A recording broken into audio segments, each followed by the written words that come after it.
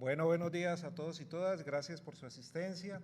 El Instituto de Estudios para la Sostenibilidad de la Vicerrectoría Académica y el Doctorado en Regiones Sostenibles tienen para ustedes el grato placer de presentarles hoy a una de las figuras más importantes de las ciencias en temas del pensamiento ambiental, del pensamiento social, del pensamiento interdisciplinario, que es precisamente el profesor Arturo Escobar, profesor cuyo aporte ha permitido generar una serie de discusiones, debates, aportes demasiado importantes para el desarrollo del pensamiento latinoamericano, para el desarrollo del pensamiento decolonizador y sobre todo para el pensamiento propio que hoy se convierte en una de las grandes epistemologías que tiene como principal fundamento nuestro territorio latinoamericano. El profesor Arturo Escobar es ingeniero de la Universidad del Valle, maestría en Ciencias de Alimentos y la Nutrición Internacional de la Universidad de Cornell, doctor en Filosofía, Política y Planificación del Desarrollo de la Universidad de California. El profesor se desempeña, creo que se jubila de la Universidad de Carolina y ha elaborado una serie importante de escritos, documentos, artículos. Yo personalmente tengo estos dos que me parecen demasiado importantes. No voy a nombrar todo lo que el profesor ha producido, pero estos dos textos son maravillosos, los recomiendo. Sentipensar con la Tierra, nueva lectura sobre el desarrollo, territorio y diferencia, y el otro libro es Una minga para el postdesarrollo. Entonces, sin más, profesor, bienvenido a la Universidad Autónoma, gracias por aceptar nuestra invitación y bueno, entonces pasamos a escucharlo, profe, y estaremos más o menos entre 40 a 50 minutos con la presentación del profesor, luego abriremos un espacio para las preguntas y al final concluiremos con nuestra jornada. Esta conferencia que nos va a dar el profesor se hace en el marco de la Cátedra del Valle del Cauca del Instituto de Estudios para la Sostenibilidad. Entonces, profesor, bienvenido, muchas gracias y el escenario es suyo.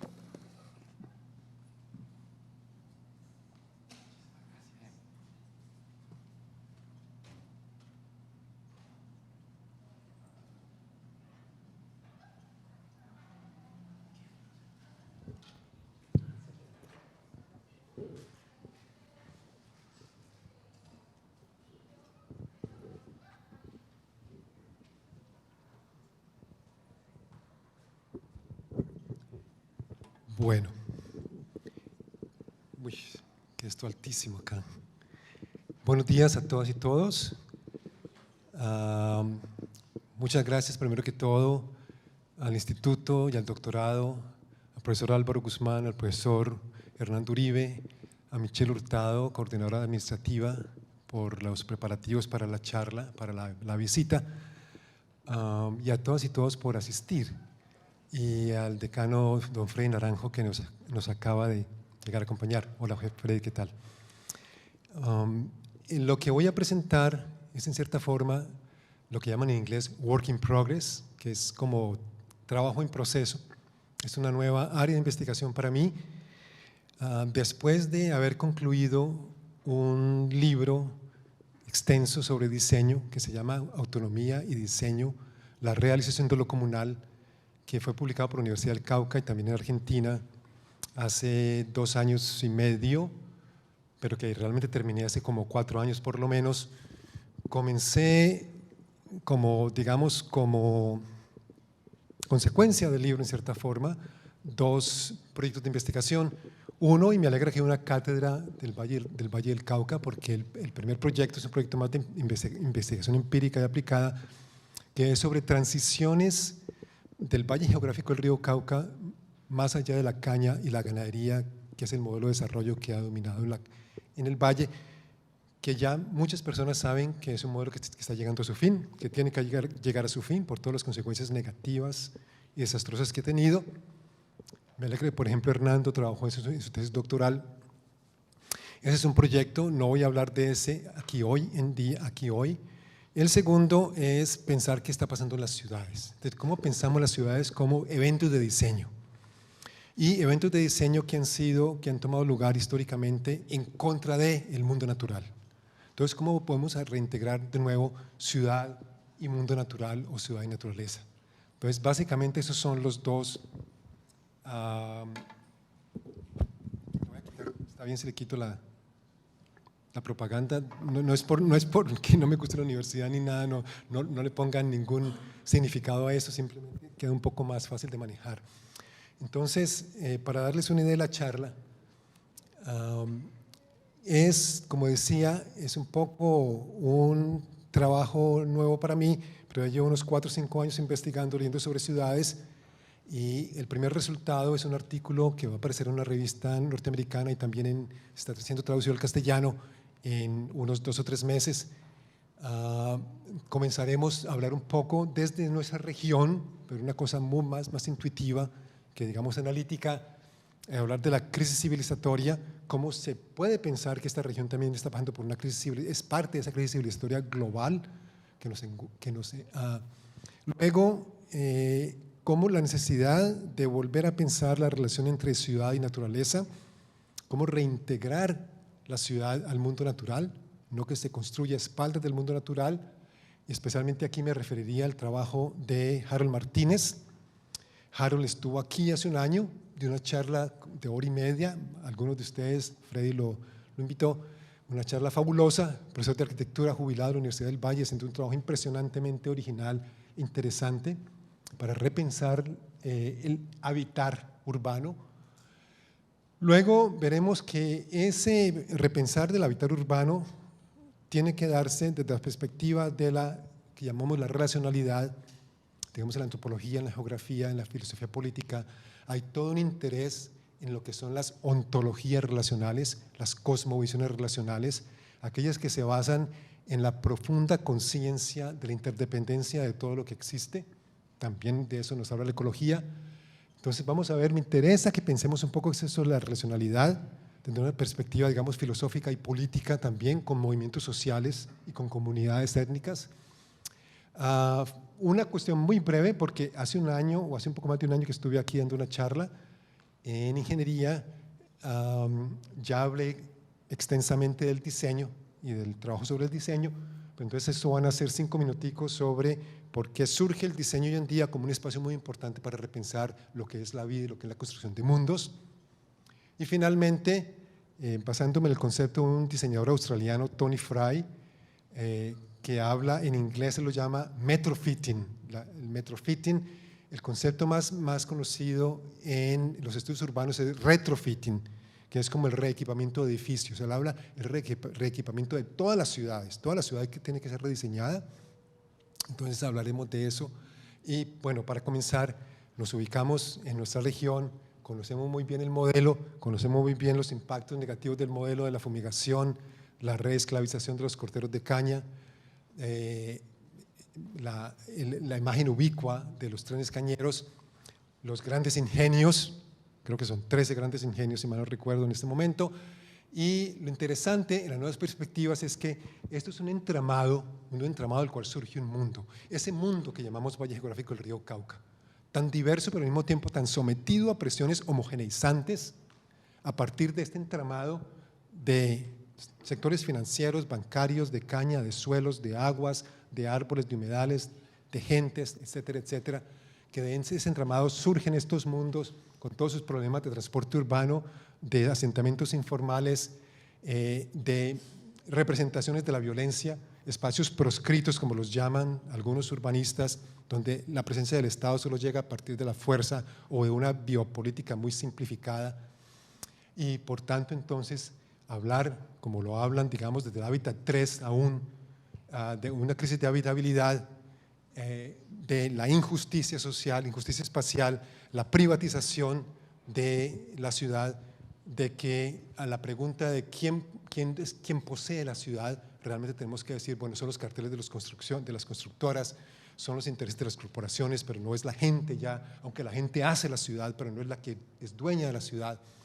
Y una serie de conceptos que empiezan a surgir en los estudios urbanos críticos, la famosa frase de Henri Lefebvre, el teórico francés, que decía que la revolución ser urbano no será Veremos al final de la charla cómo vamos a decir que la revolución será rurbana, de un término inventado, o no será, pero que se trata entonces de otro tipo de reorganización de los territorios, donde obviamente Cali entraría, en las ciudades entrarían allí de una forma muy importante.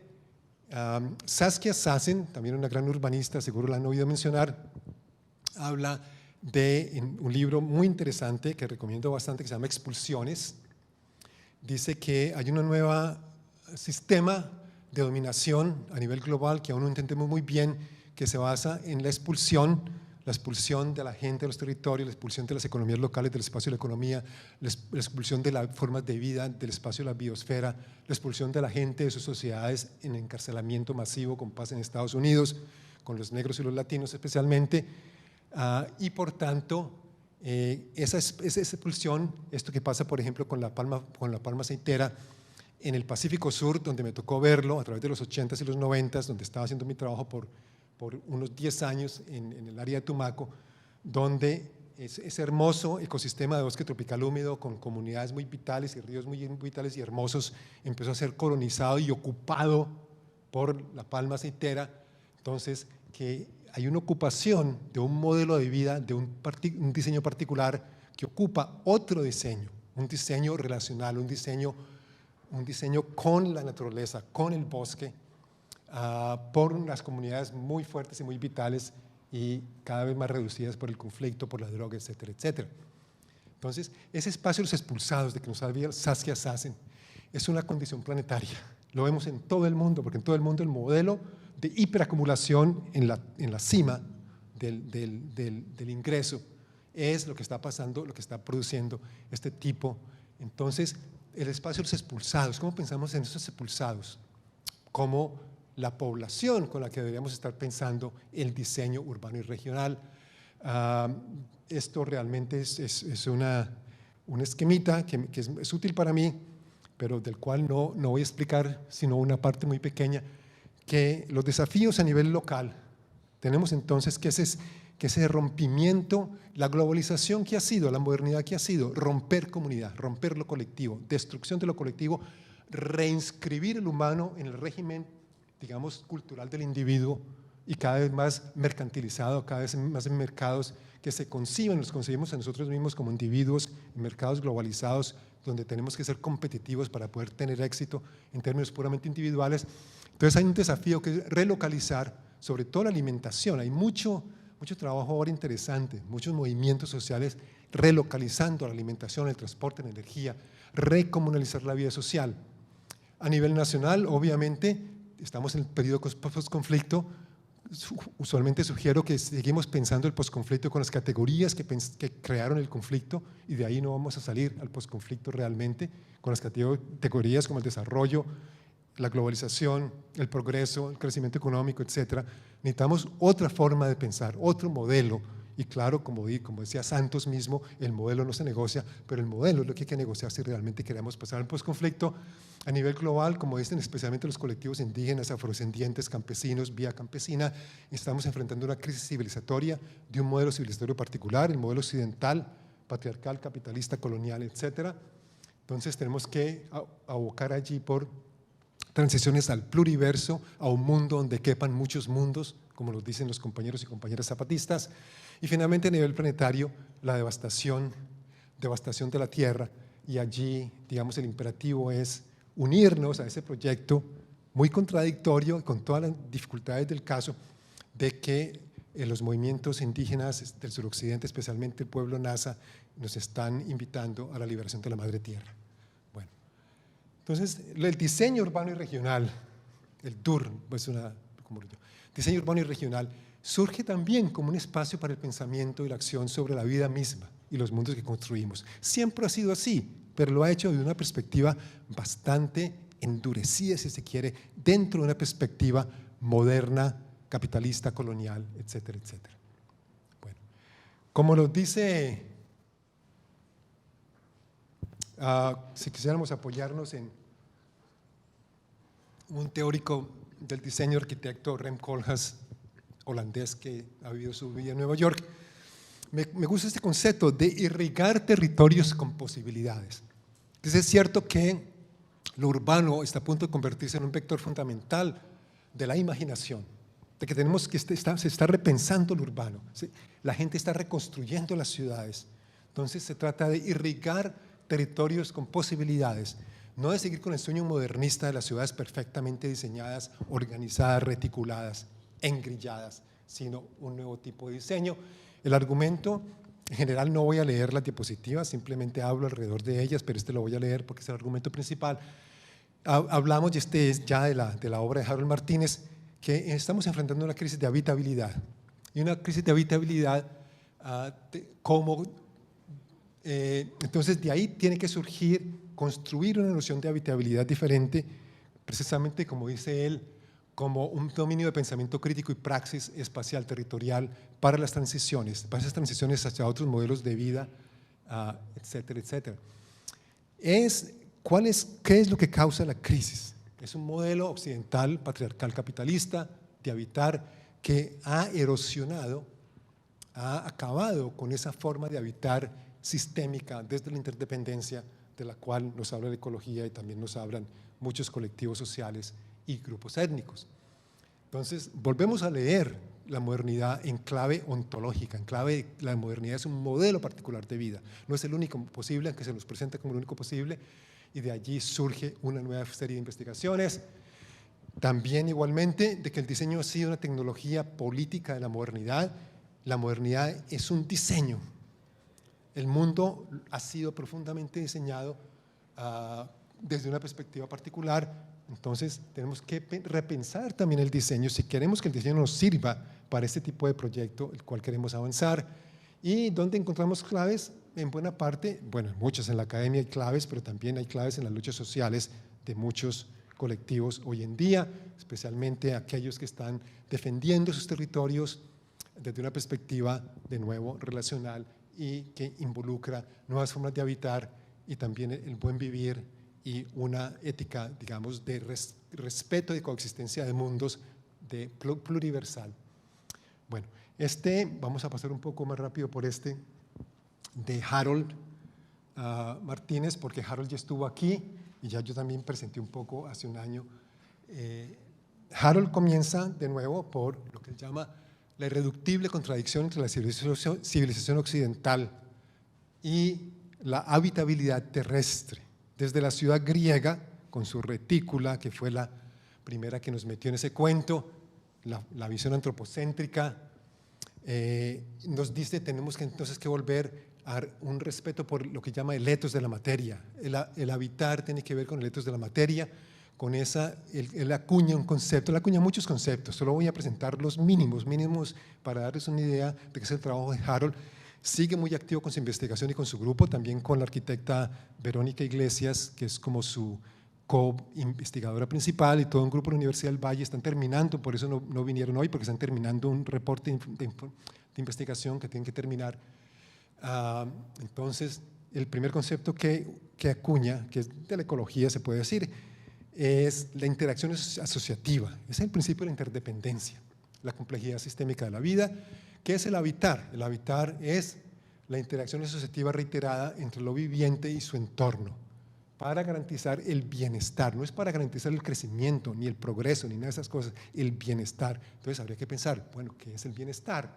El bienestar es lo que nos permite ser, este es un concepto que es la cuña también de Heidegger, es una extensión del pensamiento de Martin Heidegger, el ser al estar en el territorio, que me parece que es un concepto muy bonito, que pone el énfasis no solamente en el ser en el mundo, como Heidegger, sino también en el estar en el territorio. Hay una crisis de habitabilidad y por tanto sugiere Harold de que la habitabilidad puede emerger como una categoría para ordenar, como lo dice él, la complejidad del pensamiento.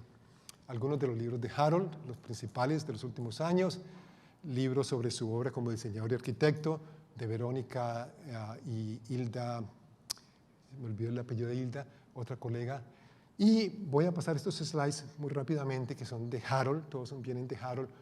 Entonces dice, comienza con ¿cuál es el fundamento de la vida? La verde fuerza del suelo. Es su forma de decir, la vida viene de la fotosíntesis, viene del mundo vegetal. Saber habitar asociativamente, de cómo interactuamos con el medio ambiente donde todo fluye. El hábitat es el pluriverso, el hábitat es ese espacio donde la vida siempre está en flujo, porque la vida siempre es flujo. La detenemos, la engrillamos, pero la vida siempre sigue siendo flujo. A partir de la historia, siempre el hombre, el ser humano, vivió de una forma biocéntrica, pasó a una forma antropocéntrica, pero realmente la dinámica de la vida es la dinámica de la relacionalidad, de la interdependencia.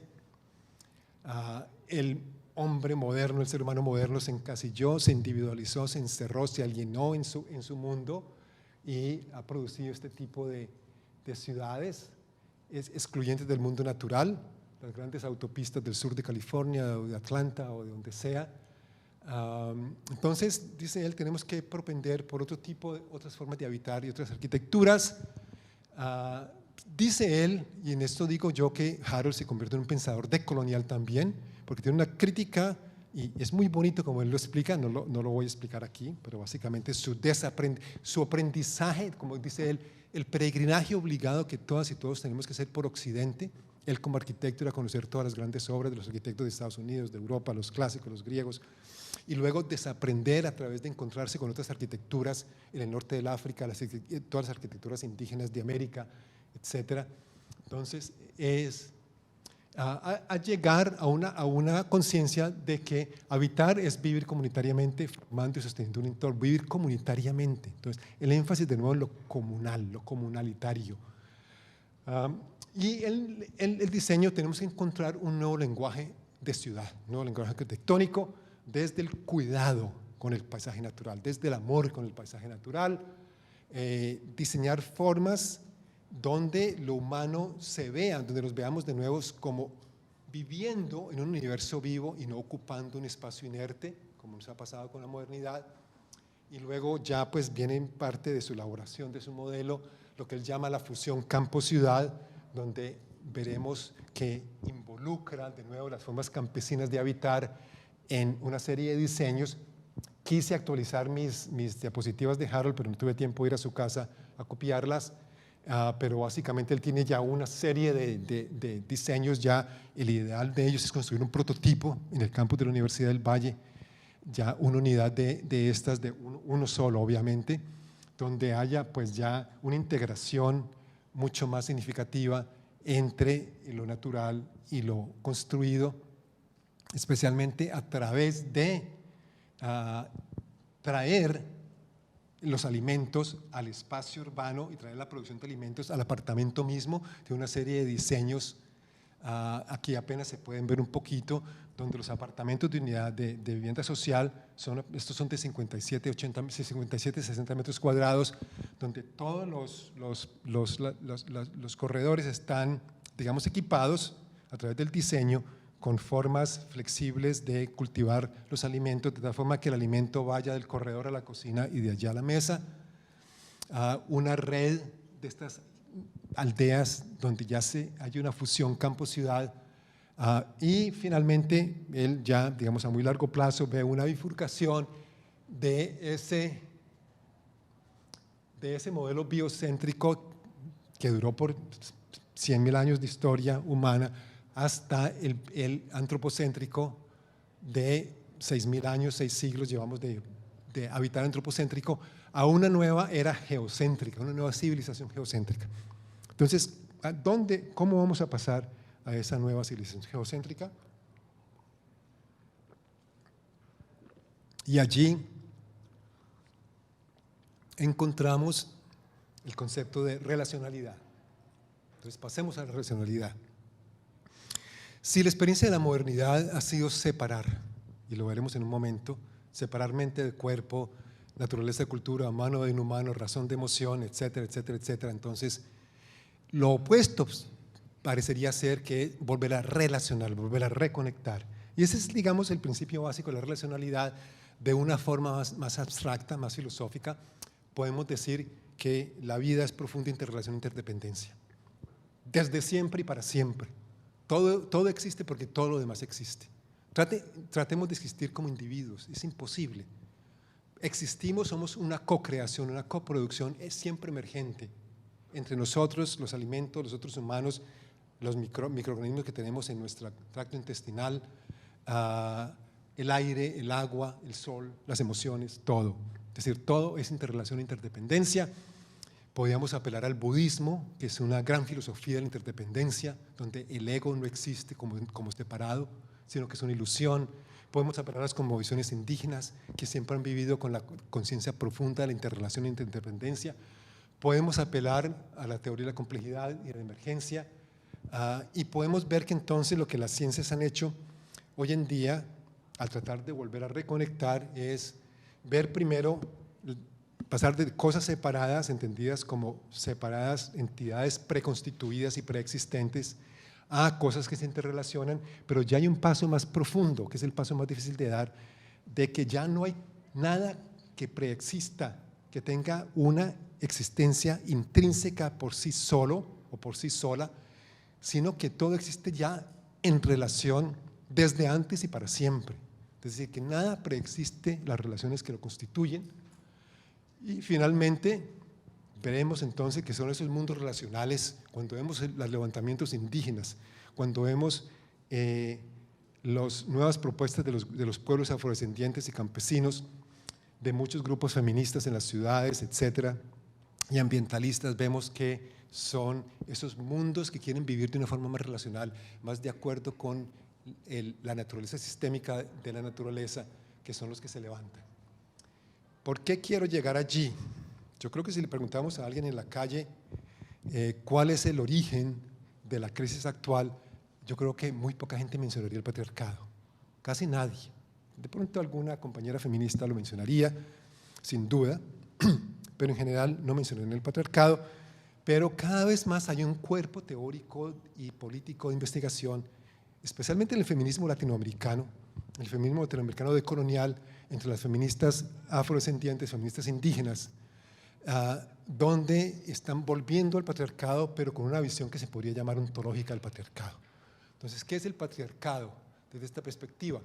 El patriarcado desde esta perspectiva es una concepción, es una cosmovisión, es una concepción de la vida basada en la apropiación, el control, la jerarquía, la negación del otro, de la otra, la violencia y la guerra.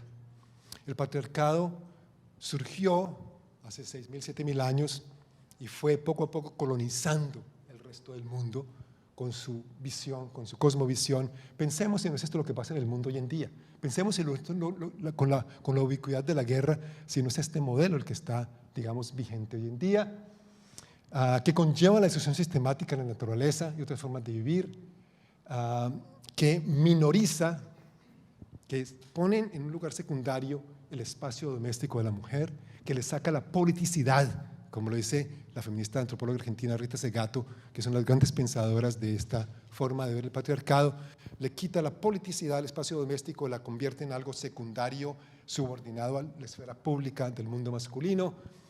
Y obviamente tenemos los patriarcados diferenciados y tenemos lo que Rita Segato también llama una pedagogía de la crueldad. Y tenemos que tener en cuenta esto en el diseño urbano, un diseño que vaya en contra de esta pedagogía de la crueldad, de que nos habla, que se cierne, que se ensaña con el cuerpo de la mujer, que hace de la violación y de la violencia contra la mujer en la guerra y fuera de la guerra una constante civilizatoria que vemos en todas partes. Y esta nueva interpretación entonces nos cambia un poco la película de qué es Occidente, nos cambia un poco la película aún de qué es lo más importante, el capitalismo, de que si la modernidad la podemos caracterizar en términos de una ontología dualista de estos binarios, estos son algunos de los binarios más importantes de la modernidad, sin duda la separación entre cultura y naturaleza, humanos y inhumanos, entre nosotros y ellos, mente-cuerpo, lo secular y lo sagrado.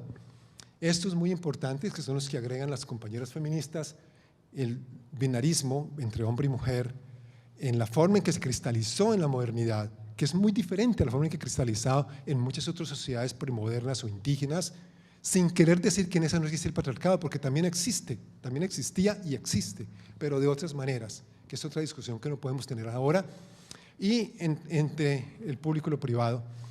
y que entonces de ahí nos ha surgido una visión hegemónica de que hay una sola forma de ver la realidad, de que el mundo moderno realmente tiene la verdad y que de esa perspectiva, digamos, moderna, patriarcal, colonial, el mundo es una realidad objetiva y que es un mundo que ha ido expandiéndose y colonizando todos los otros mundos, ocupando todos los otros mundos. Entonces tenemos ahora lo que un sociólogo inglés, John Law, llaman un mundo hecho de un mundo, un mundo hecho de un mundo donde solo cabe un mundo, que es el mundo de los Trumps, el mundo de la globalización y las corporaciones y de los duques y de los uribes y de todos los patriarcas de todo el mundo, porque básicamente todos están en lo mismo, que es el mundo también del capital, es el mundo de la acumulación, es el mundo del privilegio, es el mundo de la hiperdesigualdad que estamos viendo hoy en día. Y esas creencias fuertes con que vivimos los modernos y que tenemos que sacudirnos de estas creencias, la creencia en el individuo, pues no somos los individuos que pensamos, somos personas en relación, no somos estos individuos autónomos que nos podemos hacer libremente lo que queramos.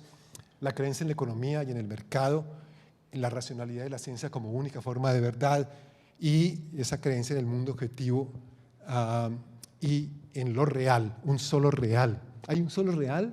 Pero ¿quién dijo? Hay muchos reales. ¿Por qué no hay muchos reales? Esto es una proposición un poco más difícil de tragar. Hay un librito de ensayos mío que salió hace poco, se llama Otro posible es posible, porque muchos reales son posibles. Básicamente está dedicado a sustanciar esa última proposición. A final del siglo XVIII cristalizó esta forma de ver el mundo, de nuevo segmentada, separada. La modernidad ha hecho separar las esferas autocontenidas, pero estas esferas autocontenidas no existen como tal. Nos acostumbramos a pensar que la economía existe realmente, pero no existe. Lo que existe es el pluriverso, es el flujo de la vida, y ahí parcelamos, porque tenemos que parcelar, porque los humanos caracterizamos, porque el proceso cognitivo es de demarcar, de hacer distinciones, eso está bien, pero entonces no pensamos cuáles son las consecuencias de las distinciones que civilizatoriamente se han ido consolidando a través de los siglos, como estas distinciones con las cuales seguimos conviviendo, con una ciencia dedicada a cada una de estas esferas autocontenidas: la economía, ciencias económicas, la sociología, antropología, la ciencia política, la psicología, etcétera, etcétera. Obviamente una sola naturaleza y muchas culturas, pero realmente, como decía, todo es el pluriverso. Y este pluriverso me parece, a mí me gusta digamos, ir al arte para ver algunos de estos conceptos. Este es de Vanessa Roa, la hija de Tatiana Roa, gran ambientalista colombiana, que cuando lo vi por primera vez me fascinó, porque da idea de ese flujo ininterrumpido que es la vida, a través de las cuales van surgiendo las formas, va surgiendo el mundo, casi como se me acaba de venir a la cabeza un poema del poeta de Pasto, Aurelio Arturo, donde dice: ahí lentamente surge el mundo, surgen las hojas, surgen los árboles, surge todo, va surgiendo, y ahí vamos construyendo las ciudades. Pero entonces ya las ciudades se convierten en estos monstruos en contra de la dinámica del pluriverso. Pensemos entonces un poco más en la relacionalidad. Esto también es de Vanesita, y en trabajo de muchas feministas como Rita Segato, Raquel Gutiérrez Aguilar, y bueno, podría mencionar en la discusión, podemos hablar un poco más de esto, de cómo nos hablan de este tipo de ontología de la separación y por tanto la ontología no patriarcal, que es ontología de la relación, basadas obviamente en la reconexión. Humberto Maturana, creo que muchos y muchos de ustedes conocerán, especialmente su trabajo sobre la biología del amor, un trabajo muy importante, muy hermoso, y con Jimena Ávila también, donde nos hablan de las culturas matrísticas, que son aquellas culturas donde precisamente la coexistencia con el otro y con la otra son la base, el aceptar la coexistencia, son la base de la convivencia social, pero vivimos nosotros en contra de la coexistencia, vivimos a expensas del otro y la otra, vivimos a expensas del mundo natural, a expensas de todo lo vivo y todo lo no vivo también.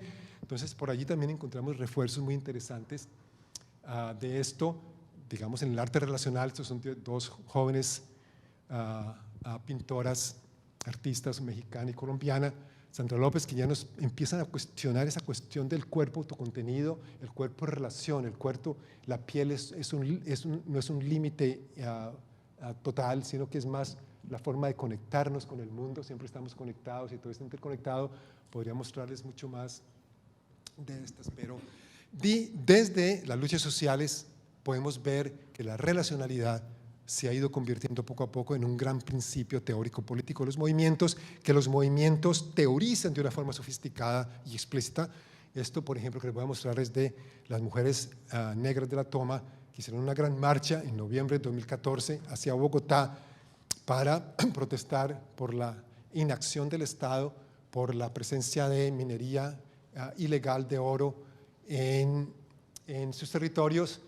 Entonces, movilización de mujeres afrodescendientes por el cuidado de la vida y el territorio ancestral. Muy importante esto del cuidado de la vida. Esta frase la voy a leer, que es de Francia Márquez, la gran lideresa, ganó el premio ambiental Goldman en el 2018. Dice: las mujeres afrodescendientes entendemos el valor ancestral de nuestros territorios. Nuestros ancestros nos enseñaron que debemos garantizar a nuestros nacientes la permanencia en el territorio ancestral. El territorio es la vida y la vida no se vende, se ama y se defiende. El territorio es la vida, el territorio es la vida. Hay una concepción muy diferente de la concepción moderna occidental de lo que es tierra como un recurso inerte o como un recurso natural simplemente. Aquí vivimos porque estamos apegados a este territorio, estamos apegadas, convivimos, somos unas con el territorio. Dice Francia, y dicen muchas lideresas también, de cómo puedo irme yo de mi comunidad si yo soy el río. Yo no me concibo separada del río. Es decir, nosotros los urbanos modernos de clase media sobre todo nos movemos de un sitio para otro, pero desde una perspectiva profundamente territorializada, relacional, eso es imposible.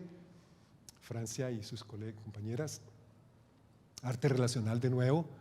Entonces, el discurso de Francia es un discurso de cuidado, es un discurso que vincula la ancestralidad con el futuro.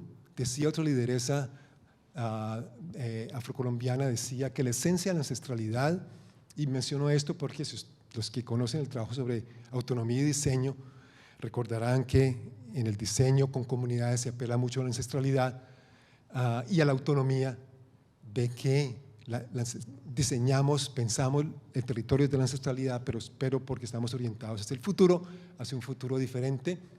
Y finalmente el otro, digamos, lucha donde yo veo muy claramente el principio de relacionalidad que está en juego, es la lucha de los indígenas del suroccidente colombiano, especialmente me voy a referir a la lucha del pueblo Nasa por la liberación de la madre tierra, que de nuevo es un proyecto que está ya muy fragmentado, muy dividido desde adentro, muy profundamente reprimido por el Estado, por los paramilitares, por las élites de la región.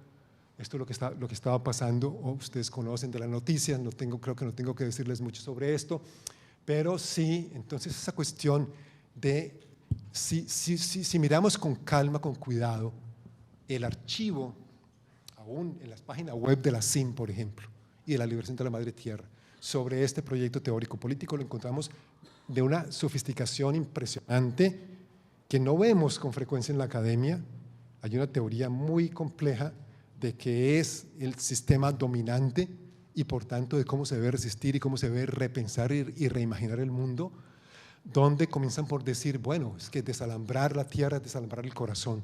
El problema está en nuestras mentes, en nuestros corazones, y desde allí es que tenemos que enfocar nuestras luchas por el territorio que es la madre tierra, que es Umaquihue, y que es esa posibilidad de vivir en armonía con la tierra y de bajarse del tren del desarrollo, porque no queremos el desarrollo, queremos el buen vivir.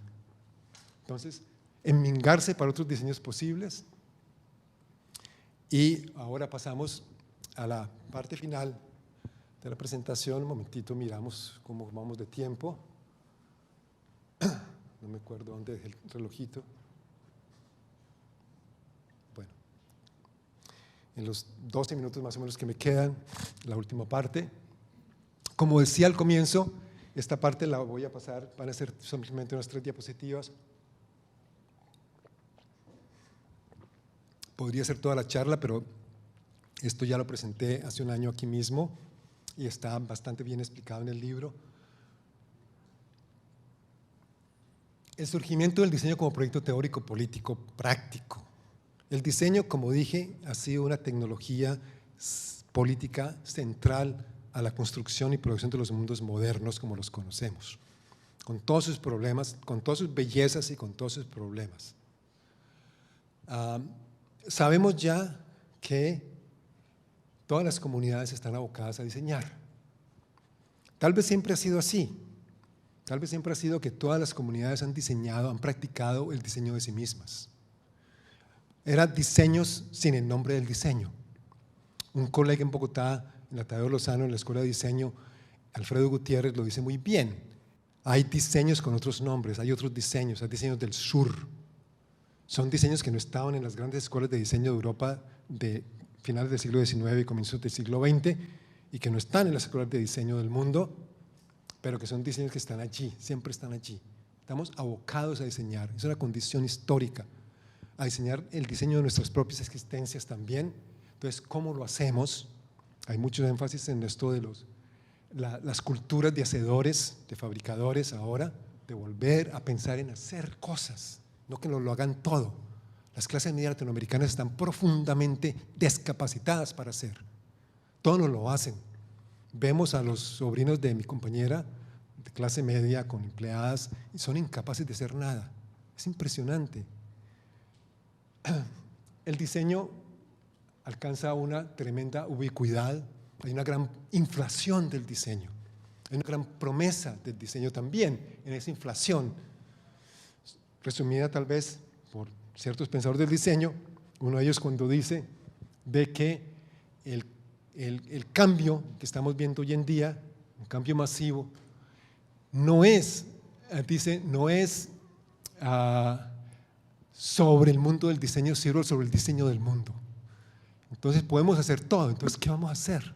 Si el diseño nos permite hacer todo hoy en día, hasta reinventar el humano a través de la tecnología, si podemos construir nuevos materiales, si podemos liberarnos del cuerpo, como lo imaginan los tecnopatriarcas de la tecnología, con sus grandes realidades virtuales y su biología sintética, la nanotecnología, etc.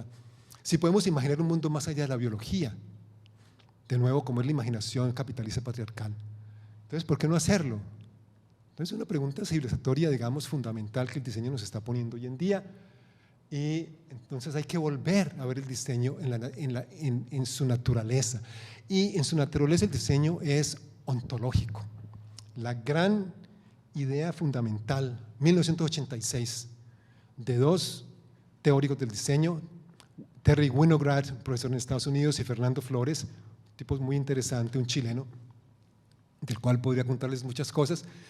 Dicen en este libro que la naturaleza del diseño es que toda herramienta es la creación de una forma de existir. Cuando inventamos herramientas, instituciones, ciudades, discursos, estamos inventando mundos, estamos inventando formas de ser. Por eso dicen el diseño es ontológico, es profundamente ontológico. ¿Y por qué? También es ontológico de muchas formas, se lo puedo demostrar de muchas formas, pero no tenemos tiempo de hacerlo. También porque el diseño diseña.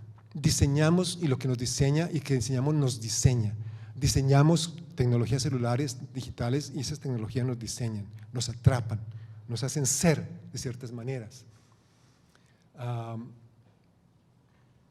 Nos preguntábamos en un evento en Bogotá, en la Nacional, si existen comunidades en lo urbano. Cada vez somos diseñados en lo urbano de forma descomunalizada. Somos seres descomunalizados, profundamente descomunalizados, y las tecnologías digitales no nos están ayudando para nada con eso.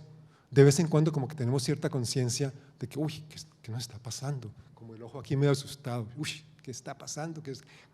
La nueva generación, las nuevas generaciones más jóvenes están pasando ya más tiempo mirando una pantalla que mirando el mundo, que mirándose unos a otros. Desde esta perspectiva uno puede decir, ¿y qué importa? Están bien, así funciona, son felices, pero entonces no podemos quedarnos allí, tenemos que ir más profundo y ver los imaginarios de la tecnología. Esto es del colega Mariano Fresoli, lo reconocerán los que estuvieron el año pasado en la conferencia de Mariano, muy bonito, digamos el imaginario nuevo tecnopatriarcal de la tecnología y del diseño, el imaginario convencional. Entonces, ¿cómo vamos contra este imaginario? Es posible ir. Entonces, vamos a las ciudades. Este ya es los últimos minutitos, muy rápidamente, y esto lo voy a basar más que todo en dos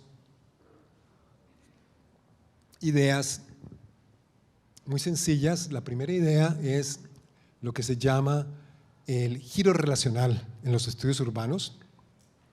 Es muy reciente, es los últimos 3 o 4 años, he estado rastreando bastante esto, les mostraré, digamos, las ideas principales. Y en la obra de Tony Fry, especialmente 2 libros que tiene él sobre cuestiones urbanas, sobre ciudades, el australiano, que está pasando mucho tiempo en Colombia porque le fascina ver que están haciendo un diseño en Colombia. Colombia se está convirtiendo en una especie de meca para pensar diseño del sur, desde el sur, especialmente el programa, alguna gente en la Tadeo, el doctorado de diseño y creación en Manizales y en la Universidad de Bagué, donde tienen ya un programa de diseño diseñado, valga la redundancia, profundamente alrededor de estas ideas del diseño ontológico y relacional.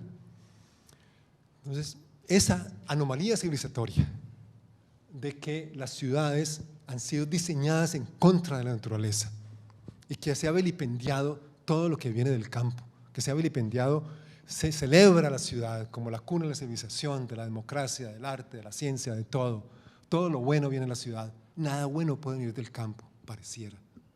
Y se marginaliza, como nos decía muy bien Harold Martínez también, todo lo del campo, desde la famosa Carta de Atenas de 1933, que le dio pie a una serie de guías para los diseñadores y planificadores urbanos, para diseñar la ciudad ordenada, securitizada, engrillada, que se convierte, como dice Saskia Sassen, en una bodega de almacenamiento para el capital, la inversión, el acaparamiento de tierras en lo urbano, no solamente rural, que dice Saskia también que es una desurbanización del urbano, de la ciudad. Son ciudades sin urbanismo ya, sin planificación, donde el estamento de planificadores y diseñadores completamente cómplices con esta toma del urbano por las corporaciones. La nueva agenda urbana lanzada en 2016 en Hábitat 3 en Quito no nos ayudó para nada con esto porque es más o menos dentro del mismo paradigma de Atenas. Y esto interesante, son personas pues muy centrales, especialmente el catalán, Jean, ¿cómo se llama? Se me olvidó, pero Klaus, que es el secretario ejecutivo de Habitat, UN Habitat. Dice que hemos creado la ciudad, pero no entendemos cómo la ciudad nos recrea. Entonces hay casi que volver a comenzar con esto, de que la ciudad ya se en ruinas, de que si miramos una ciudad como Yakarta, y vamos a ver si, yo no creo que pueda poner el video, bueno, no importa. Además ya estamos un poco cortos de tiempo.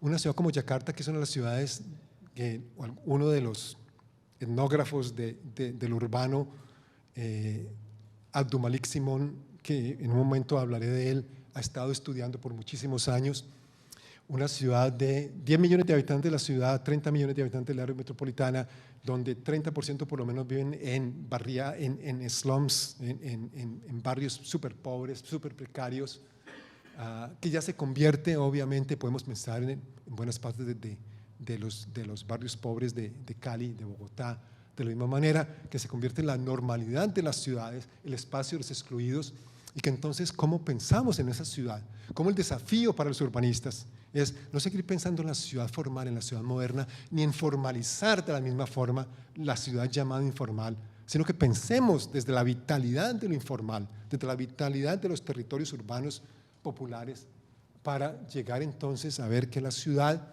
esto es parte del giro relacional, que la ciudad es un entramado que se va tejiendo en el día a día, que los pobladores de los barrios populares y también de las clases medias y las clases altas, porque son los que más ocupan el espacio, que es un centro comercial, sino un entramado de este tipo, de humanos y de inhumanos, de instituciones, pero que entonces ya empezamos a atraer al campo de los estudios urbanos toda la investigación que se ha hecho alrededor de lo no humano en antropología, geografía y filosofía política, la antropología de lo más que humano, el giro ontológico, como se lo llama en la antropología y la geografía,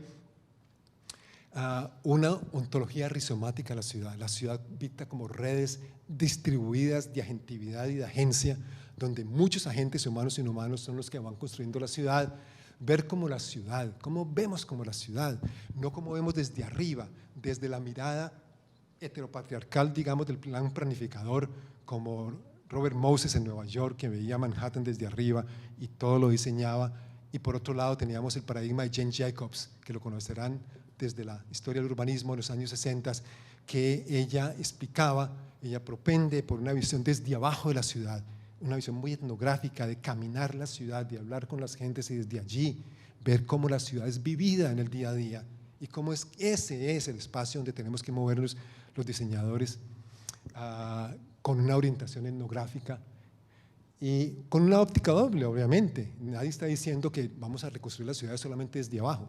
Tiene que haber una óptica que sea desde abajo y fundamentalmente desde abajo, pero que también tiene que pensar en la esfera de la política pública y la planificación.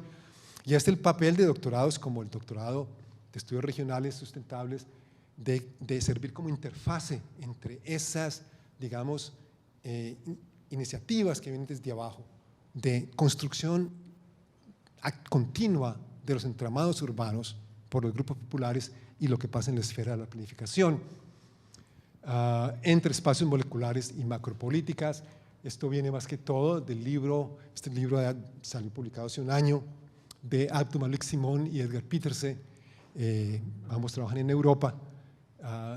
Simon es un tipo muy interesante, lleva 40 años haciendo proyectos etnográficos en ciudades, sobre todo en Asia y en África, y también de Ashamin y Thrift, dos geógrafos, Seen Like a City, donde ya vemos que la ciudad también son las ratas y la ciudad son los cucarachas y la ciudad son las infraestructuras y la ciudad no solo los espacios hermosamente diseñados por los planificadores desde la altura del edificio del DNP en Bogotá o de donde sea. Bueno, me gustó mucho esto, es la convocatoria del festival FESDA de video y cine comunitario de Agua Blanca. Este fue hace unos pocos años, porque yo creo que describe muy bien lo que es la orientación etnográfica de la ciudad, eso de plasmar. Pensemos que somos los diseñadores urbanos, nos están hablando nosotros y nosotras que estamos interesados en lo urbano, plasmar en las propuestas lo popular, la calle, los amigos, la olla, el perro, el gato, los vecinos, nuestros recuerdos individuales y grupales, la abuela, las fotos, la tienda, el parque, la intervención política, el graffiti, todo lo que es propio y lo que es no, lo que sucede al interior de las grandes y pequeñas ciudades, en esas comunidades organizadas a las que llamamos barrios, en esos territorios autoorganizados y a veces autónomos a los que llamamos barrios. Entonces, ¿cómo pensamos desde allí, desde esa vitalidad? Y que entonces, como diseñadores urbanos, tenemos que pasar mucho tiempo más allá y menos tal vez en nuestras oficinas de planificación. Y finalmente llegamos a la me disculpan que está en inglés, a la propuesta de Tony Fry yo la llamo ontological metrofitting, de reequipamiento ontológico, porque es un rediseño muy significativo de la ciudad, de que dice Tony Fry, de que la tarea es la transformación de nuestra forma de ser en el mundo, la transformación ontológica. ¿Cómo la transformamos? Ya no somos buenos seres vivientes. ¿Por qué? Y esto lo decía una mapuche, una poetisa mapuche, Adriana Paredes Pinda, hace un par de años en una charla que le oí, una forma muy contundente, decía ello: tenemos que aprender de nuevo a caminar como seres vivos, a existir como seres vivos, porque no existimos como seres vivos de una forma cuidadosa y ética, sino que existimos en contra de todo lo demás. Entonces es lo mismo con Fry, dice que es una tarea muy difícil, pero que tenemos que refundar en cierta forma el diseño para refundar la ciudad a través de ese metrofitting, como un proyecto hacia lo que él llama el sostenimiento. Hay un juego de palabras ahí en inglés entre el enlightenment, la ilustración, y el sustainment, el sostenimiento, que no es sustentabilidad. La sustentabilidad dentro del paradigma del desarrollo. El sustainment es por fuera del paradigma del desarrollo, si se quiere, con un paradigma del buen vivir. El libro de Tony estuvo dando una charla en el ICESI hace un mes, desafortunadamente no.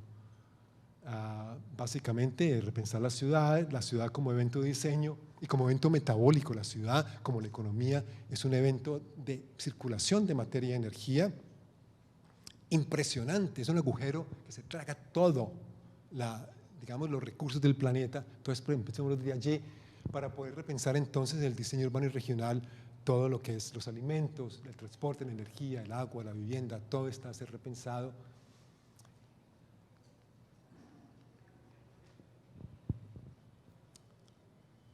Para así transformar nuestro ser en el mundo. La cuestión de la naturaleza, y creo que me voy a pasar un poquito, ya casi terminamos, 5 minuticos, ¿está bien? ¿Les parece? Bueno, esa es la última parte. Hay dos imaginarios, un imaginario sustentable, hay mucha literatura sobre esto, las Naciones Unidas está llena de esto, muy interesante, cosas muy interesantes, pero también dentro del paradigma, digamos, una perspectiva de administración, cómo administramos la ciudad para que no destruyamos tanto el ser. Y hay una cuestión mucho más profunda, hay una tendencia que está surgiendo muy fuerte, llevo mirándola 3 o 4 años y crece por una velocidad vertiginosa, especialmente en Europa, el diseño biofílico, que es un diseño donde ya se incorpora mucho más el mundo natural. Entre más podemos meter naturaleza dentro de la ciudad, más. Está como a medio camino entre ciudad sustentable dentro del paradigma y la reurbanización o reequipamiento ontológico de la ciudad. Pero de todas formas es una tendencia muy interesante. Por ejemplo, en la ciudad de Detroit, que es uno de los casos interesantes que están ocurriendo en el mundo, desindustrializada por completo, abandonada por las corporaciones, y están resurgiendo una serie de propuestas y de gente, de nuevo, los vecinos mismos se toman los territorios y empiezan a hacer todo este tipo de urban agrihood, un nuevo concepto de vecindario agroecológico, si se quiere. Esta es una revista, el primer número de la revista fue en 2017, de ciudades biofílicas, y hay grandes imaginarios. Esto, por ejemplo, es interesante, pero me parece que todavía dentro del paradigma convencional, en que la naturaleza está muy presente, pero de todas formas como algo separado del humano. Volvemos de aquí en la ciudad, podemos pensar en la diferencia entre Medellín y Cali. Medellín, que se vende muy bien y de forma muy eficiente internacionalmente, globalmente, como la ciudad de la innovación, de la competitividad, de una forma profundamente convencional. Cali, yo creo que nos toca buscar una forma más interesante, más alternativa de constituirnos, reconstruirnos como ciudad, tal vez desde esas zonas de frontera donde los urbanismos subalternos empiezan a proliferar, desde la gran diversidad que habita la ciudad de Cali, una ciudad abierta, porosa. Ese es un tema en los estudios urbanos. Richard Sennett habla mucho de esto, de la ciudad moderna quebradiza, del orden de la retícula, de la grilla, de la seguridad, del equilibrio. Tenemos que pasar a una ciudad más abierta, porosa, de arquitecturas livianas, arquitecturas insurgentes. Hay un grupo en Bogotá que se llama Arquitecturas Insurgentes muy interesantes, territorialidades autónomas en base a lógicas comunalitarias. Entonces, esa reorganización ontológica política de los territorios que permita rebalancear el metabolismo de las ciudades con algunas implicaciones. Entonces, vamos a pensar en reurbanizar la ciudad. Hay un término en inglés que es muy difícil de traducir, que es re-earthing. Es como volver a incorporar la tierra, la dinámica de la tierra, la dinámica de interdependencia y de autoorganización de materia y energía que caracteriza la tierra a las ciudades. Reterrificar, reterriformar, no sé cómo decirlo. Entonces, inversión ontológica, de que del campo puede surgir algo interesante, como dice Harold Martínez, que del campo nos pueden llegar muchas pistas para repensar cómo vivimos en espacios urbanos, desde otra forma, de que desde la teoría feminista y el activismo feminista podemos pensar en lo comunal femenino y en la autonomía como principios de diseño, la relacionalidad obviamente, y podemos sin duda trabajar en colaboración con todas las tendencias en el diseño urbano, el diseño verde, arquitecturas verdes, diseño ecológico. Creo que eso es importante, pero hay que moverlos en un continuo mucho más, digamos, radical hacia la relacionalidad y la interdependencia. La revolución será urbana entonces, ¿o no será? Principios para mí, digamos que he concluido a través de los años que para estrategias de pensar rediseño y transiciones civilizatorias, primero, recomunizar la vida social. Si la modernidad y la globalización han sido romper comunidad, hay que volver a recomunalizar, la relocalización de las actividades como los alimentos, lo que se pueda, no se podrá relocalizar todo obviamente, pero muchas cosas se pueden relocalizar, los alimentos, la energía, el transporte, la salud, la educación, propender por autonomías locales, colectivas, comunalitarias, en comunidad, la simultánea despatriarcalización y descolonización de la tierra, de la sociedad, perdón, la liberación de la madre tierra y finalmente el florecimiento del pluriverso, el florecimiento de ese mundo donde quepan muchos mundos en vez de un mundo hecho de un solo mundo. Y termino con estas citas de Rita Segato que me parecen muy interesantes, muy bonitas, y solamente leeré la última, donde ella nos dice: elegir el camino relacional es optar por el proyecto histórico de ser comunidad, es darle valor a ese ser comunidad y a las formas comunales y femeninas, históricamente femeninas, en contra del proyecto de las cosas, del proyecto histórico de la modernidad centrado en las cosas, meritocrático, productivista, competitivista, globalizante, desarrollista y concentrador. La estrategia a partir de ahora es femenina. ¿Qué quiere decir Rita con esto? Entonces es un buen punto para la discusión. Muchas gracias.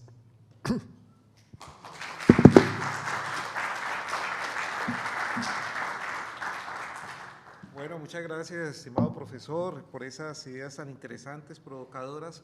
Abrimos el espacio entonces para preguntas, 3 preguntas concretas para que el profesor las pueda resolver. Profesor Álvaro Guzmán, profesor Germán Ayala y profesor Solo.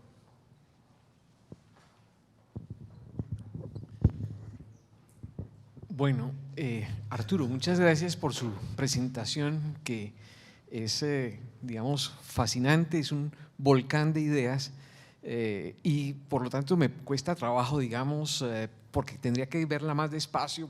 Hay, digamos, diferentes niveles de argumentación y es muy rica la presentación. Solamente quiero decir algo que tiene que ver en alguna medida con una autocrítica, pero es algo que he venido pensando también en el marco del doctorado y que usted enfatiza en eso. Y es que, digamos, para mí como sociólogo, hablar de un concepto, digamos, de lo humano como relacional es un truismo, es una definición, digamos, que implica la esencia de la sociología. Pero aquí hay un planteamiento que va más allá, porque lo saca, digamos, de lo social y en términos generales relaciona y ve la relación, digamos, entre la sociedad y el ambiente o la naturaleza. Y a mí me parece que eso es algo realmente con una perspectiva muy fuerte. Cada vez tendremos que hablar menos de que la sociedad impacta la naturaleza para ver que la sociedad se relaciona con la naturaleza y entonces es parte de la vida de la naturaleza. Yo creo que esa es una visión supremamente sugestiva, provocadora y digamos agradezco que usted pues la ponga tan de presente. En alguna medida lo hemos venido pensando en el doctorado y nos parece, aquí sí tal vez es la pregunta, sigamos un enfoque sistémico complejo de la naturaleza y de la sociedad no posibilita ese enfoque relacional, ¿no? Por ahí es por donde queremos trabajar. La lectura ya clásica de Bertalanffy nos ha servido, pero le repito, ubicando el sistema como un sistema que va más allá de la sociedad, la economía, la política, ¿no? Y que, bueno, y no sé, Hernando, si tengo la posibilidad de presentar otra inquietud o si se me… No, ya. No, lo otro es realmente una inquietud que pues también la tengo y es, detrás de lo que usted plantea, obviamente hay la perspectiva de una recomposición del futuro en una circunstancia mundial en la cual hay una, yo creo, ausencia de utopías, hay una muerte, digamos, estamos tratando de vivir el presente y no sabemos para dónde queremos ir y por qué queremos ir. Yo creo que esta presentación y otras cosas que se están haciendo también están mostrando, digamos, un rumbo y la necesidad, digamos, ya sea en lo local, lo nacional o lo global, pensar en que es posible un nuevo mundo y hay que construir una nueva utopía, una vez más. Pero mi inquietud es, y sobre eso es la pregunta, profesor, si es una cosa alternativa al desarrollo de Occidente o si implica una transición con todo aquello que podemos retomar de Occidente. Si usted quiere, de la modernidad occidental, del tema, digamos, de lo que usted lo denomina, y es correcto, la ilustración. Es que yo me niego. Nosotros somos producto de la ilustración, todo esto es producto. Entonces, ¿cómo no retomar esto y meterlo en el marco de, digamos, claro, conocimientos ancestrales de comunidades y sociedades distintas? Profesor Germán.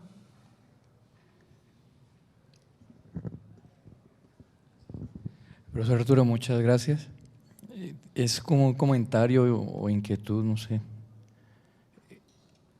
¿No creería usted que es también al tiempo que se piensa o se intenta repensar la ciudad o las ciudades?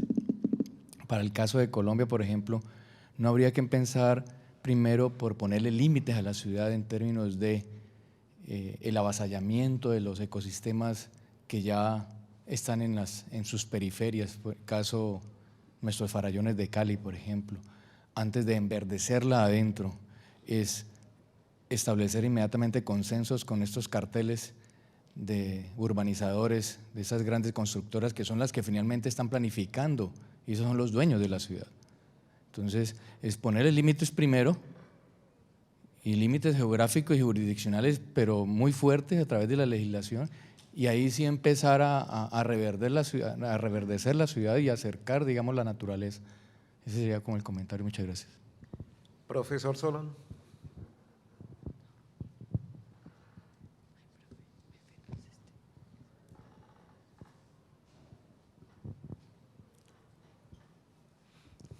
Es más bien una, tal vez consejo, recomendación que estaría referida a mi pregunta.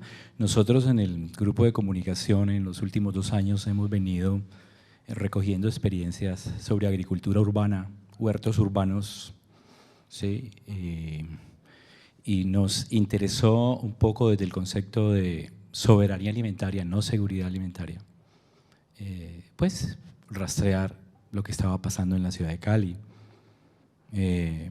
Y fuimos un poco más allá y entonces pensamos en la cadena de producción, circulación y consumo de alimentos. Y alcanzamos en términos como etnográficos ver ciertos mercados. Aquí hay un mercado interesante que se llama Soproorgánicos, no sé si usted lo ha visitado, y mirar un poco ahí las dinámicas.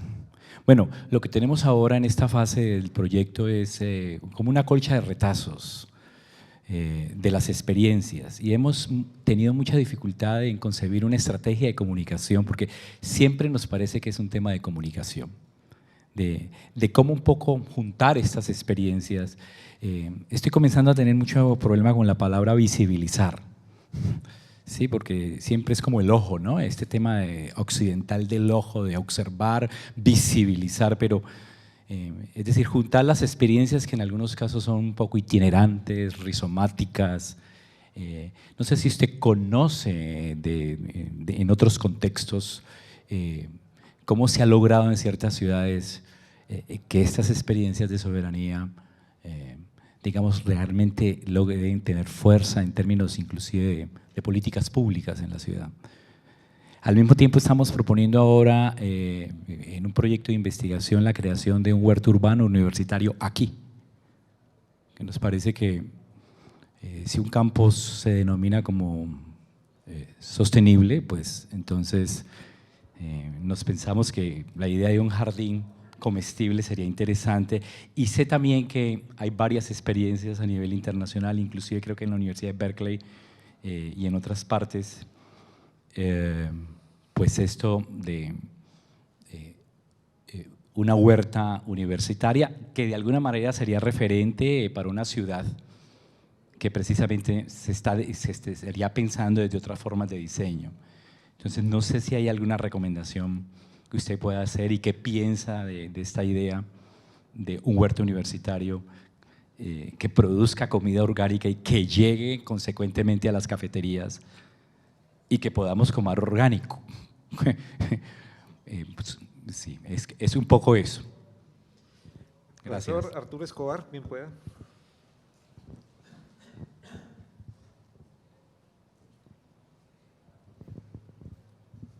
Bueno, muchísimas gracias por las preguntas, todas realmente excelentes.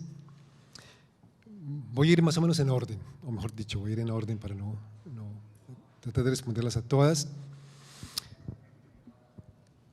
Como decía Álvaro, sacar el discurso sociológico de lo social, o el discurso antropológico de lo social, o el discurso en la geografía o en todas las ciencias sociales, ya fuera dentro del paradigma liberal o dentro del paradigma marxista, la ciencia social, la teoría social se quedó en lo social y en lo humano y dejó de lado toda una serie de cosas, elementos, fuerzas, actores que son fundamentales para la producción de la realidad. ¿Qué dejó de fuera?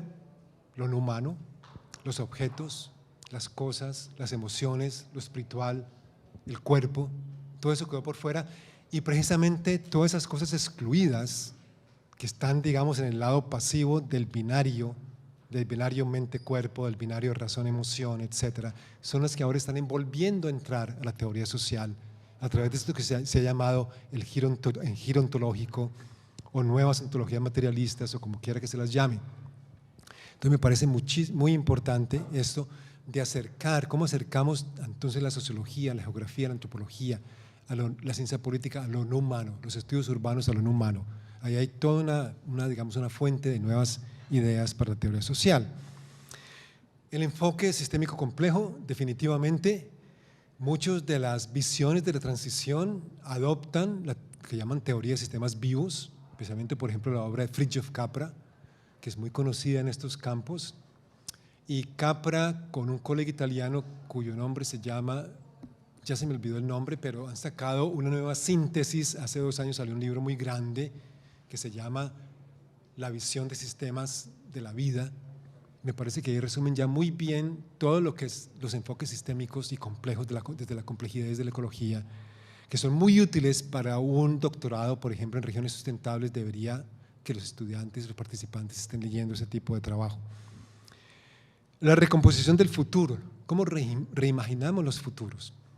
Tony Fry tiene este concepto de futuralidad. Él dice que la modernidad es desfuturizante, el diseño moderno desfuturiza, acaba con los futuros posibles. Entonces tenemos que volver a reinventar el futuro como futuros, un futuro con futuros. Eso lo denomina él futuralidad. Y esa futuralidad también podemos vincularla con lo que dice Álvaro de utopías concretas, de que volver a pensar. Alguien dice por ahí que hoy en día tenemos esperanzas pero no tenemos sueños. Esperamos que el cambio climático no nos afecte tanto, o tenemos la esperanza de que no nos vaya a dar cáncer en nuestras vidas, pero no tenemos sueños potentes, digamos, de transformación social y de reconstrucción de mundos. Y se pregunta Álvaro por el papel de Occidente y la modernidad dentro de liberar esos futuros posibles. ¿Hay futuros con la modernidad o por fuera de la modernidad? Me parece que es una gran pregunta en abierto hoy en día, y las respuestas, el rango de respuestas va desde la gente que dice ya con la modernidad no hay nada que hacer, eso no nos sirve para nada. Hay muchas, dice, casi nada de lo que ha creado la modernidad nos sirve para reconstruir los mundos más allá de la modernidad. Aún Boaventura de Sousa Santos dice algo así, una fórmula muy interesante que dice: estamos enfrentando problemas modernos como el cambio climático para los cuales ya no hay soluciones modernas. Hasta los que dicen que la modernidad va a producir todas las respuestas, que tampoco obviamente es el caso, porque la mayoría de las respuestas son a través de la tecnología y la ciencia, que sabemos que ya no nos sirven solamente, por lo menos desde allí. Yo creo que hay que tener un balance, y de nuevo yo creo que encontramos una pista muy interesante en la forma en que los pueblos étnicos y los grupos subalternos incorporan la modernidad necesariamente dentro de sus vidas. De tal forma que como alguien dice, muchos de estos pueblos son modernos, pero no solamente modernos, son modernos, entonces los modernos también tenemos que aprender a convivir con muchos mundos. Los modernos también tenemos que empezar a ser modernos, pero no solamente modernos. Tenemos que ir más allá de la modernidad, porque más allá de la modernidad es ir más allá del dualismo, más allá de la ontología de la separación. Cuando empezamos a reconectarnos con la tierra y con lo humano y con los otros humanos también, empezamos a ir más allá de la modernidad, empezamos a meternos en un terreno que ya llamamos pluriversal, que ya llamamos de transición civilizatoria. La crítica no es tanto a la modernidad, sino a la hegemonía de la modernidad, la forma en que la modernidad se ha arrogado para sí misma el derecho a ser el mundo, el derecho a dictar cómo deben ser los mundos de los demás, porque eso es lo que siempre ha hecho, digamos, las hegemonías, pero especialmente desde la hegemonía ya apoyada por la ciencia y la tecnología y la verdad, supuestamente esa verdad universal y los universales de igualdad, fraternidad, etcétera, de la modernidad, que ya sabemos que han producido un mundo cada vez más desigual y cada vez más devastado. Bueno, la pregunta del profesor Germán, definitivamente sí, hay que ponerle límites ecológicos a las ciudades realmente existentes. Yo creo que hay que hacer ambas cosas al mismo tiempo. Hay que empezar a reverdecer las ciudades, a volver a terriformar las ciudades, siguiendo, digamos, el proyecto de Harold Martínez y de la biofilia. A veces pensamos, bueno, ciudades ya como Cali, como Nueva York, ya es muy difícil hacer algo allí a ese respecto, de reverdecer de una forma significativa, pero entonces en las fronteras de las ciudades, en las ciudades pequeñas e intermedias, creo que por allí se puede hacer mucho más, pero sin duda me parece que contra el cartel de las corporaciones y de los, ¿cómo se llaman? Las agencias de propiedad raíz, etcétera, etcétera, contra los dueños de las ciudades, tenemos que enfatizar la cuestión de los límites. No sé si vieron, en El Espectador del domingo pasado salió un especial de 2 páginas sobre la situación del agua en Cali y la lucha por la defensa de las cuencas del río Cali y del río Palo, que es de donde viene buena parte del agua de la ciudad.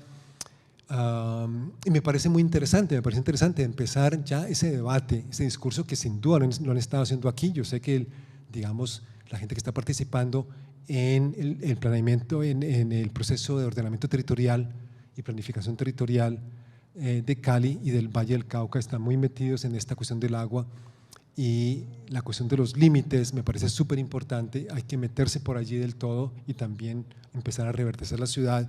Y allí llegamos a la siguiente pregunta, que es sobre la agricultura urbana y los huertos urbanos. Me parece que es una de las tendencias más de punta y de frontera que hay hoy en día a nivel mundial.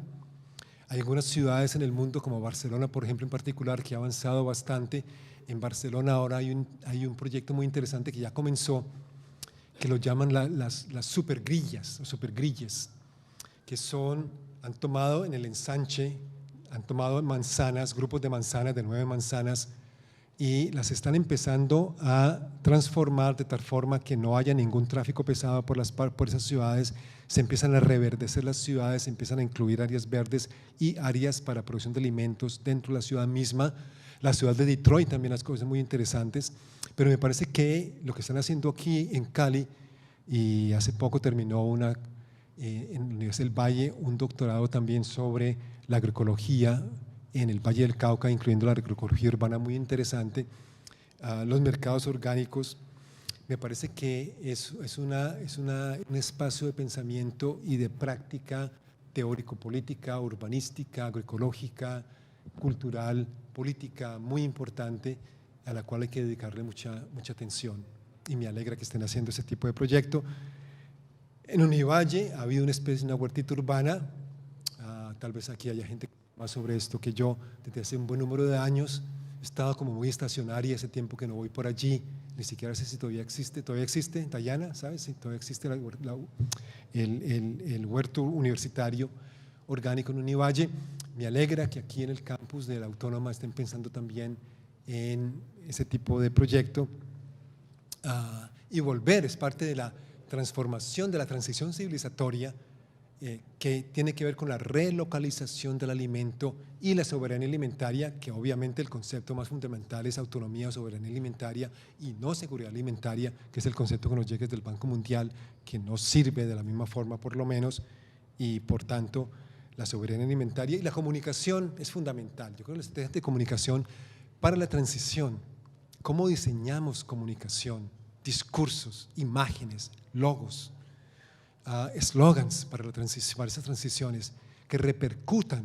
El valor de la comunicación es precisamente de generar mensajes que repercutan, que hagan a la gente pensar, que muevan, que conmuevan a la gente a vivir de otra forma, a vivir, salirse de la vida alrededor del centro comercial en que está atrapada la clase media, a salirse de su carrito, en su burbujita, la gente de clase media que se defiende de esa forma, a meterse por la otra ciudad, la ciudad de los barrios populares, donde hay una gran creatividad y son obviamente zonas muy problematizadas y muy marginales, pero al mismo tiempo una gran creatividad a ese nivel. Gracias. Una pregunta más, profesor Naranjo.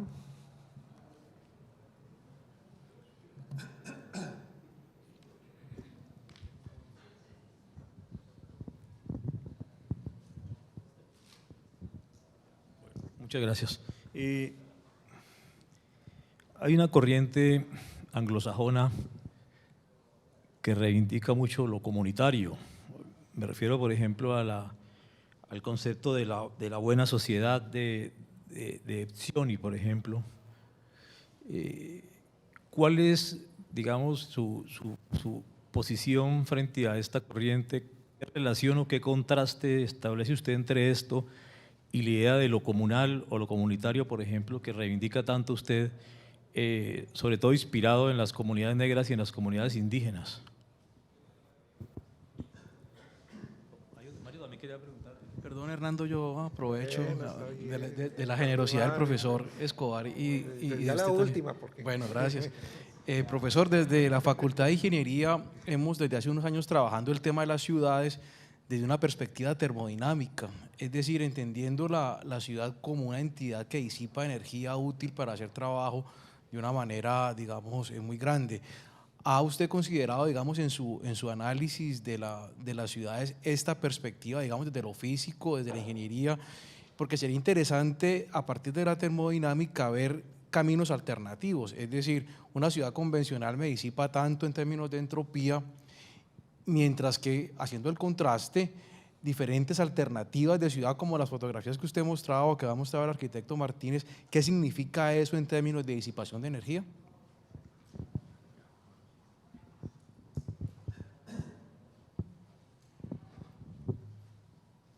Bueno, muchísimas gracias por las preguntas, ambas muy interesantes también. Disculpe que creo que estoy perdiendo un poco la voz. Hace tiempo no sigo la literatura que mencionas, Freddy, pero se me ocurren dos cosas. Por un lado, en Estados Unidos vivimos nosotros en un cohousing. Se llama cohousing, es una especie de comunidad intencional. Son 46 casas. Hicimos una planificación participativa desde cero, desde pensar lo que iba a ser la comunidad, los espacios, las viviendas, etcétera. Son 46 casas independientes, desde apartamentos muy pequeñitos, de gente que ha optado por vivir con una huella ecológica muy pequeña, digamos de 40 metros cuadrados más o menos. Estudios pequeños, hasta hay unas pocas casas, digamos, independientes, ya digamos de 200 metros cuadrados, tal vez un poco menos. Hay huerta urbana, hay energía solar, hay cisternas para el agua lluvia, hay compost, hay todas estas cosas, hay comunidad. Y en Estados Unidos hay una ola de volver a repensar comunidad, pero el límite que hemos encontrado en nuestra experiencia allí en el cohousing es que se reproduce el individualismo a un nivel más alto. Entonces la gente sí se interactúa hasta cierto punto, colabora hasta cierto punto, pero realmente no hay una recomunalización como se está pensando desde América Latina. Entonces, ¿cómo se está? Ahora, no quiero decir que eso no es importante, es muy importante, pero Estados Unidos, ustedes los que han vivido o pasado tiempo allí, sabrán que es, digamos, el paraíso de la individualidad. Hay una individualidad radical que se refleja en cosas muy positivas, un gran respeto por los derechos de la persona, en cosas muy negativas, como el porte de armas, que terminan en masacres cada vez más frecuentes.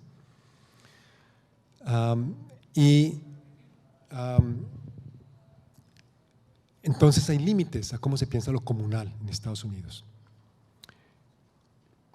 En América Latina hay una gran beta de investigación ahora alrededor de lo comunal, o lo que en México se han dado en llamar comunalidad. La comunalidad es el hecho fundamental de ser comunal del ser humano, de todo ser humano, el ser en relación. Una persona como Raquel Gutiérrez Aguilar, que ya mencioné, escribe mucho sobre comunalidad. Gustavo Esteva, compañeros en Oaxaca, en Chiapas, en el suroccidente colombiano. Ya ha habido un par de grandes cónclaves sobre comunalidad, digamos, continentales. ¿Por qué volver a lo comunal? Se pareciera que lo comunal había sido dejado atrás. Si el progreso precisamente era abandonar la comunidad tradicional, si la comunidad tradicional siempre ha sido también espacio de represión, sobre todo patriarcal y en términos de edad, de los mayores siempre dictando lo que los jóvenes pueden o no pueden hacer. Pero es volver a lo comunal, de nuevo, como un hecho fundamental humano, y hacerlo una perspectiva completamente histórica, no esencialista. Es decir, no es la comunidad de ultranza, es la comunidad que se transforma y que permite que se transforme y se reinvente y que se vaya más allá de la comunidad patriarcal a una comunidad no patriarcal. Entonces, es esa beta de pensamiento en la que me he estado, digamos, de la que me he estado surtiendo para pensar la cuestión de lo comunal. En el libro Autonomía y Diseño, digamos, ahí tengo una reseña muy corta sobre esta literatura sobre lo comunal, y también, volviendo a la pregunta de Álvaro, que se me olvidó, que en el libro de diseño también tengo una reseña de un programa de doctorado en la Escuela de Diseño de una universidad que se llama Carnegie Mellon en Pittsburgh, en Pensilvania, que tiene un doctorado en diseños para la transición. Y una parte importante tiene 4 pilares. Un pilar es la teoría social para el diseño de transición. Y esa teoría social ya, como parte de la teoría social, ya incluye la teoría de complejidad y de sistemas vivos y todo lo de Capra y toda esta cuestión. Ya está muy bien explicado y me parece sería interesante mirarlo como con los ojos del doctorado en regiones aquí. Finalmente, la termodinámica urbana, claro, con eso me refería cuando hablamos del metabolismo social de la ciudad. Sé muy poco sobre esto, me parece súper importante. Harold Martínez tiene un poco en su trabajo, él habla del concepto de termodicidad, él habla con 3 conceptos, no sé si alguien que conozca el trabajo de Harold aquí me ayuda con uno que se me escapa: termodicidad, salubridad, no sé si el otro es convivialidad, pero la termodicidad es obviamente vivir dentro de y consciente de los flujos de materia y energía que se generan en toda la ciudad, de toda la producción, desde la producción al consumo. La economía ecológica, me parece que dentro de la perspectiva urbana podemos aprender mucho de la economía ecológica, que ha avanzado bastante. De pronto Hernando nos podría hablar un poco de eso también. Mario Pérez, aquí en el doctorado de Ciencias Ambientales, que hizo su doctorado con Joan Martínez allí en Barcelona, que es uno de los grandes gurúes, digamos, magos de la economía ecológica. Se piensa todo, es repensar la economía. Hay 2 pasos en cómo repensamos la economía. Uno es repensar la economía dentro de lo social, porque nunca se lo pensó dentro de lo social, y la otra dentro de lo natural, dentro de la termodicidad, digamos, de la termodinámica. Entonces, el concepto de metabolismo social de la economía ecológica me parece que puede servir para meterlo por allí en las discusiones urbanas. Bueno, muchas gracias. Bueno, muchas gracias, profesor, por esa interesante conferencia, a ustedes por la asistencia. El instituto les agradece, el doctorado también. Muchísimas gracias a todas y a todos. Y para anunciarles que el próximo 30 de noviembre tendremos al profesor Julio Carrizosa Umaña acompañándonos también en la última jornada de la Cátedra Valle del Cauca. Que estén muy bien, que tengan un lindo día. Hasta luego.